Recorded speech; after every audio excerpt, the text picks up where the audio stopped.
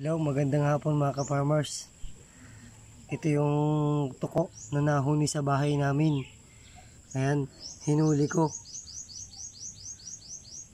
Dahil napapansin ko, palaging nagigising si Bilal sa pagtulog niya.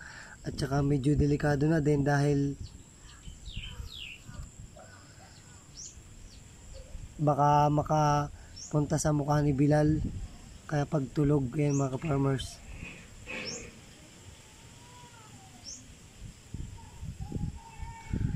Alam nyo ba dati, sa mga nakakatanda ay dati may namimili ng tuko. Hindi ko alam kung anong ginagawa nila sa tuko. Ayan mga ka-farmers.